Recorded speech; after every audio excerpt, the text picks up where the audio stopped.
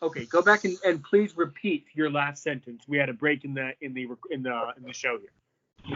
So what I was saying is that I would venture to say that about 85% of the time, people who agree with people, whether it be LGBT, about ice cream, politics, whatever it is, when they're finally honest about their feelings or they slip up and they're like, "Oh, I don't really like this," the person that they're talking to that whole time is like, "Wow, they were lying to me this whole time. Yeah. What's wrong with that?" But whereas if you're straight up from the beginning and you say, "I just don't like, mint chocolate chip ice cream. I'm sorry." Like, but you could like it, you could have it. Like, then the person's like, "Okay, at least they respect my thing. I respect their decision, and you could work it out." And there's that trust there. And I think that all went away. And as I say, it's democracy, but I feel like people tend to forget that. It's become very much in the world. If you don't agree with me, there's something wrong with you. And No. I think it's the other way around. If someone treats you poorly, if someone misbehaves, I've learned this is a good life lesson. If someone misbehaves in public, or they bully you, or they harass you, or you're defamed in public, in some way, that's a reflection on the person doing the bad behavior. It's a reflection of their own poor character. And I've encountered people who have incredibly poor character. And I've learned over time that it's unfortunate when someone has poor character, but their poor behavior only reflects against them. And this is why I you know I noticed, we're in one of these groups on Facebook. That anti-bullying group on Facebook. Nobody ever goes live in that anymore. That group has really gotten a lot more quiet. What's going on with that group? You know which one I'm talking about, right? yeah, Ordo Inc. Yeah, Ordo Inc. or something. Ordo Anti-Bullying or something. Yeah. Yeah. Whatever They, happened to those people? they still do stuff, but not as much. Like when I was first on there, it was a tiny chat group, and we would video Oh chat with yeah, I people. remember. I remember Tiny Chat and how I couldn't sign up. It didn't work. I was, you came into my dorm room and you helped me, but I remember that it didn't work out. I don't know what the story was with that. Yeah. Right. So it was it was good. We helped people, but I think what happened is people, and it's something that I try to work on, and I think a lot of people try to work on is that you just get busy with life, and you don't have as much free time as you used to. Like everyone on that group was in high school. We had, we could fall asleep on the camera if we wanted to. We could do our homework well on there. Whereas now we have jobs, we're dating, we're in college, and we hardly get any sleep. We're traveling. You know what I mean? It's a different level of life, and it's not so easy. We could just spend hours upon hours and stuff like that doing this. So I'm guessing over time what happened is the people were really into it and they're devoting all their time, and that's what they want to do with their life. I'm not saying that everyone else, including myself, was bad for not continuing it, but we just have other stuff in life that we're dealing with. We can't be as involved as we would like to. As I always say, like not everybody could be an architect. Not everyone could be an electrician. Everyone has their own thing that they're good at. So I know the people that are in charge of the group and the page on Facebook. I talk to them sometimes. They're still very involved in helping people and against bullying and stuff like that. That's what they're doing with their life. They invested their life into that. Whereas the other people, we were helping and we did as much as we could, but we're just taking different roles in life. I'm going for my architectural degree. Someone else is going for their engineering. Someone else is going for electrician.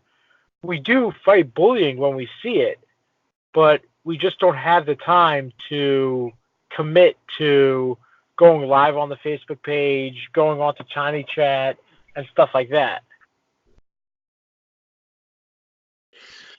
Well, I understand. I've noticed over the years that the best way to interact with Facebook is to be in a particular group or on a particular page where you're around other people that are interested in the same things that you are.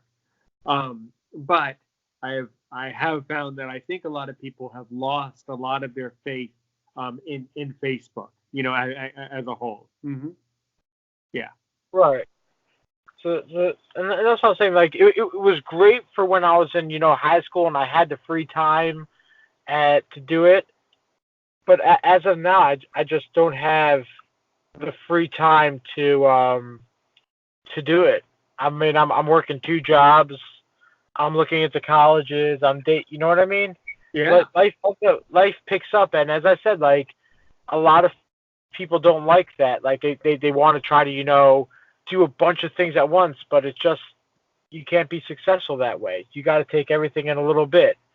But the important thing is that I think that a lot of people took away from that Tiny Chat group and the Facebook group is we never stop caring about when people got bullied. I see bullying, I jump in and I stop it. I see somebody's having a hard time, I go ask them what's up.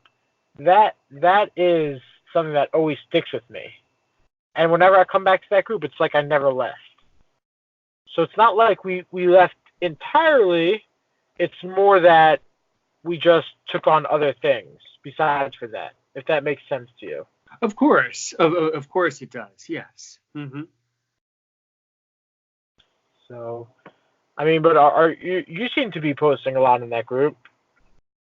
Well, I certainly posted a link to our show to see if I think that some people in that group would find it interesting.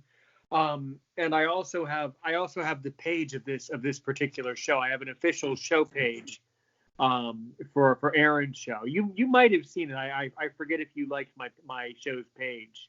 But that's where this episode will go, and then I will post this episode. And then I'm also in a group of other podcasters and other media professionals and broadcasters.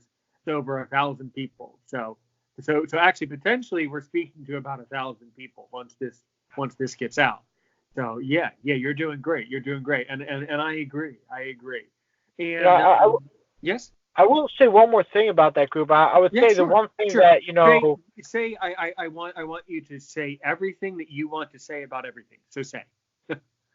is that we did do one thing that really stuck with me, and people still tell me about it. Is we made a video of most of the people in the group, all the main guys at least, and a couple of people that came in randomly, of us just holding up signs saying "Stop bullying" or "Bullying's bad." And that's something that is out there, and I look at from time to time, and people see it. It's up on YouTube, and it reminds me that this is something that I care about and I do, and stuff like that. Well, that's great. That's great. So that one particular video really had an impact. Really had an impact on you then.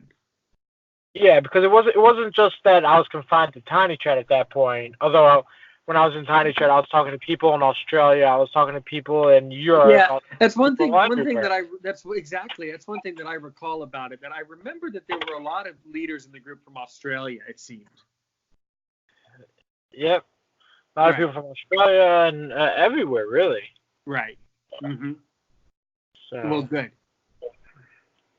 No. I do gotta run though. Okay, well, in that case, if you have to get going, we're so glad that you joined us today. Let me just sign off for the recording. So you've been listening to a very special interview today on Aaron's show, the show that deals with issues in the blindness community, where we talk today about history with our great friend, a great friend to all, Mr. Menachem. You are always welcome on Aaron's show, and you have a very, very good day. Okay? All right. Thank you, Aaron. Glad to be here. Always welcome. Always welcome, man. Have a great day to you.